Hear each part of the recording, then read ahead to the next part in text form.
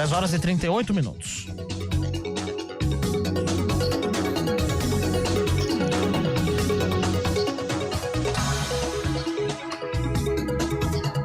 O crédito para a renovação da frota de ônibus de Campinas está prestes a vencer e sem uma definição. A oposição do governo na Câmara acredita que a prefeitura está sendo pressionada por empresários para não fazer o empréstimo. O prazo para adesão do contrato de crédito de 949 milhões de reais entre Prefeitura de Campinas e Governo Federal acaba na próxima sexta-feira. O empréstimo tem como principal objetivo a renovação da frota de ônibus da cidade por meio do financiamento federal do novo Programa de Aceleração do Crescimento, o PAC. A liberação do crédito aconteceu em maio do ano passado e, caso seja firmado, será para a aquisição de 512 novos ônibus, sendo 256 elétricos e 256 convencionais. Embora as tratativas tenham sido anunciadas há mais de 8 meses, para o vereador Wagner Romão, a administração deixaria escapar uma grande oportunidade para a renovação de frota. Campinas está perdendo a possibilidade de renovar 2/3 da sua frota de ônibus e de receber um financiamento de quase R$1 bilhão que foi conquistado pela própria prefeitura junto ao governo federal, junto ao BNDES. O prazo para apresentação dos documentos para essa proposta é até sexta-feira, dia 14 de fevereiro. Se o governo não fizer nada, nós vamos continuar cobrando sobre por que, afinal de contas, depois de tanto trabalho da prefeitura, ela foi incapaz, foi incompetente. Para o vereador, a renovação da frota poderia impactar o subsídio municipal às empresas de transporte, que, segundo ele, atualmente recebem 180 milhões de reais por ano da prefeitura. Além disso, a chegada de novos veículos poderia reduzir a necessidade de investimentos por parte das concessionárias e influenciar o preço da tarifa. Tem uma pressão, provavelmente, do empresariado do ônibus na cidade, né? Porque quando você traz novos 512 ônibus, você vai impactar certamente no subsídio que é dado às empresas. Hoje nós temos 180 milhões de reais anualmente dado às empresas. Se você renova a frota, isso vai impactar tanto na não necessidade dos empresários de fazerem por si sós a renovação da frota e, por outro lado, você pode impactar no preço da tarifa também. Né? Então a gente imagina que deve estar havendo sim uma pressão forte dos empresários do ônibus na cidade para que o governo não faça essa aquisição. Em nota, a prefeitura, por meio da INDEC, negou que tenha desistido da adesão ao financiamento e afirmou que ainda estuda a viabilidade do programa.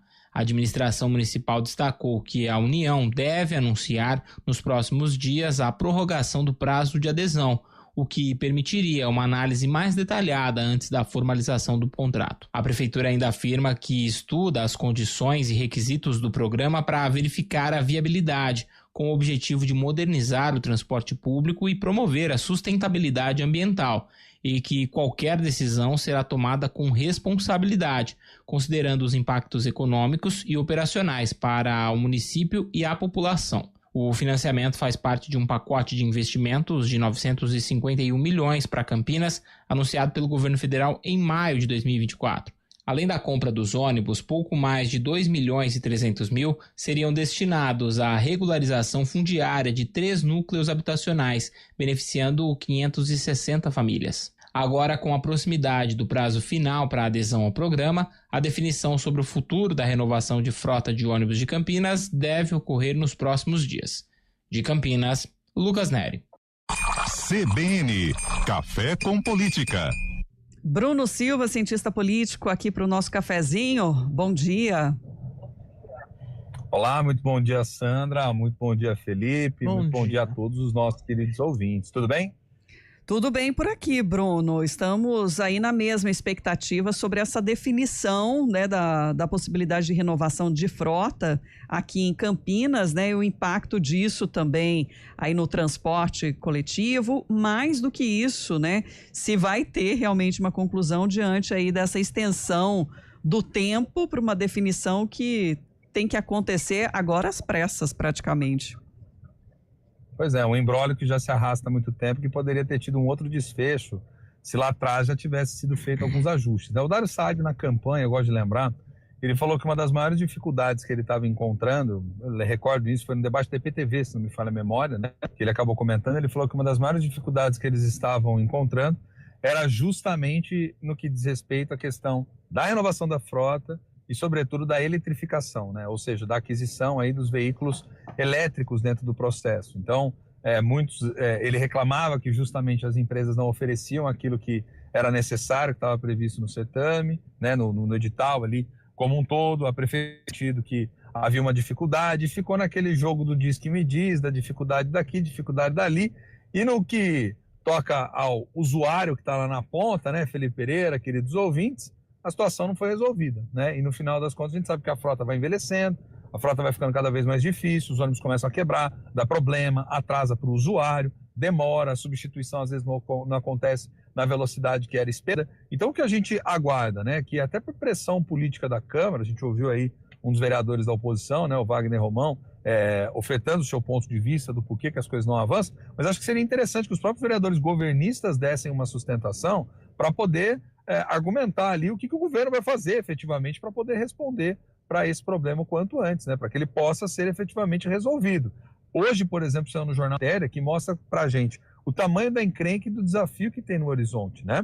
Se você observar, por exemplo, né, aqui na capa de um dos jornais, fala, transporte individual em São Paulo supera o coletivo pela primeira vez em 20 anos a modalidade, né? Claro que eu estou falando da capital, mas em Campinas quem fala que a tendência é diferente também? É notório, as pessoas vão buscando outras formas mais rápidas, mais ágeis, mais eficientes, que possam de algum modo também trazer para elas aí de tempo e de valores em muitos dos casos, né? Então, acho que esse problema de pensar o deslocamento da cidade, a mobilidade urbana e tudo que é preciso ser feito para garantir uma licitação onde você tem a qualidade do transporte, tem a garantia do transporte, é um serviço para ontem, né? Senão a gente vai cada vez mais, Felipe Pereira, Sandra e ouvintes, né, reclamar do trânsito, né?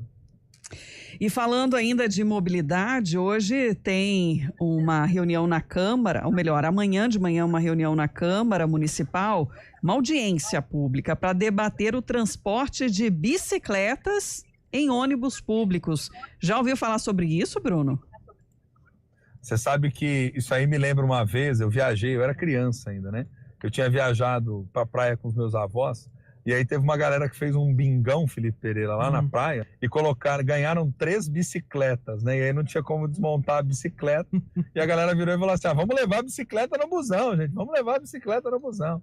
E aí colocaram aquelas bicicletas no meio do corredor do ônibus. É claro que eu tô brincando aqui, falando de um caso que tem a ver com uma viagem esporádica, né, na minha experiência, mas imagina só o caos que isso não vai se transformar no transporte. Até dá para entender, do ponto de vista do usuário, por que muitos devem ter esse desejo, esse interesse em levar ali as suas bicicletas, que é justamente cair naquilo que eu estava falando há pouco, otimizar o tempo, poder percorrer às vezes distâncias que são maiores, diante de um serviço que não está funcionando a contento, né, gente? Então acho que a discussão da audiência pública, ela deve dar alguns passos atrás para poder depois efetivamente dar alguns passos adiante, né? Que é pensar de modo geral como que essas linhas de ônibus têm funcionado, o quanto que elas estão sendo realmente eficientes e o quanto elas não estão sendo, né? Ao contento do usuário ali. Então acho que tem um problema mais grave aí por trás do que apenas lidar com as questões da bicicleta que cai entre nós. Eu não conseguiria nem imaginar como viabilizar isso no transporte, né? Vocês têm ideia, gente? Não, assim, São Paulo autoriza no metrô, por exemplo. No metrô você tem ali algumas vagas para bicicleta. O Rio de Janeiro, se eu não me engano, também tem isso no metrô. O problema é que a questão aqui em Campinas nós temos um problema muito maior a ser discutido, que é justamente a questão da licitação do transporte público, que está parada, que já era para ter saído, que não saiu ainda.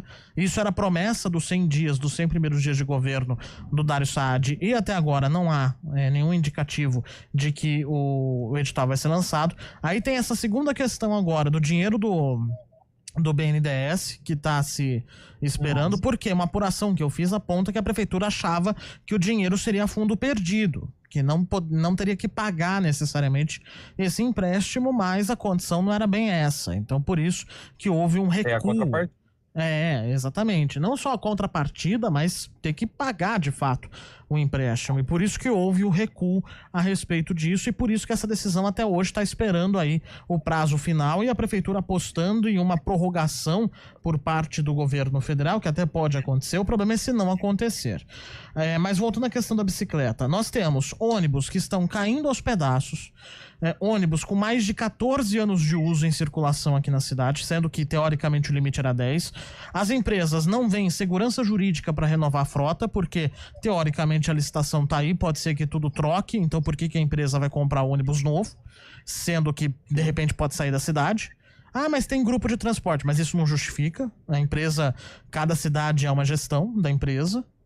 E aí você quer colocar um outro negócio a mais para colocar bicicleta no meio da história. Existem até lá na Europa tal, alguns países que têm um suporte de bicicleta, igual aqueles que têm carro, sabe, de passeio, tem também ônibus. Só que é uma discussão completamente diferente, porque lá o sistema de transporte funciona. Aqui não funciona. Então os vereadores deveriam pegar essa audiência pública para discutir a questão do transporte e não ficar discutindo acessórios que não acrescentam em nada nesse momento. Ou a estrutura também viária para locomoção de bicicletas, né? Também. A gente sabe que tem ciclovias ou até ciclofaixas, mas que não atende todas as regiões do município. Talvez isso, né, para esse deslocamento, para quem realmente utiliza a bicicleta, não só pensando na questão sustentável, né, mas como a única forma, talvez, de transporte, né, sem um custo maior também aí no orçamento. Aí você tem alguns terminais. Pois não, Bruno? Cai justamente naquilo que a gente estava falando, que é a dificuldade que você tem anterior de pensar a própria mobilidade dentro da cidade, associada a essa coisa que o Felipe Pereira chamou a atenção muito bem, que é o sucateamento, muitas das vezes, das frotas, né? Porque as empresas aproveitam disso. Mas, você vai trocar, para que eu vou investir para ter que gastar um dinheiro que depois não vai fazer o menor sentido, né? E não resolve o problema. Acho que esse é que é o drama maior, né? Então, o que a gente deseja, de alguma forma? Que o governo tenha um plano, seja claro, e traga ele para dentro do legislativo e dê respostas rápidas, né? Você ia complementando, Fê? Não, eu ia complementar falando das ciclovias, porque tem algumas ciclovias que nem são utilizadas aqui na cidade. Porque a pessoa chega, por exemplo, vai para uma estação do BRT ou para um terminal aqui do município. Ok, tem lá o estacionamento de bicicletas e tal, só que aí vai trabalhar e às vezes volta, não tem nem a bicicleta, não sobra nem o guidão para contar a história. Então, como é que você vai se sentir seguro para trazer uma bicicleta? E outra, você vai colocar... Imagina, vamos trazer um exemplo prático aqui. Imagina o usuário colocando uma bicicleta dentro de um ônibus do Vida Nova às 4h40 da tarde. O ônibus do Vida Nova vai absurdamente abarrotado, esse horário. Horário de pico, natural. Imagina no BRT. No BRT, às 7 da manhã, a pessoa entrando com bicicleta. Primeiro que vai voar a pessoa e a bicicleta longe, porque o pessoal não vai... já mal é mal tem horário, já mal é mal cumpre horário. Aí, gente, assim, a Câmara tá perdendo tempo, ao meu ver, em discutir uma coisa que é muito mais importante, que é a estrutura do transporte público urbano aqui da cidade, que passa pela licitação, que passa pela idade dos ônibus, que passa por todas essas regras, para discutir uma coisa que absolutamente não acrescenta nada na discussão de hoje.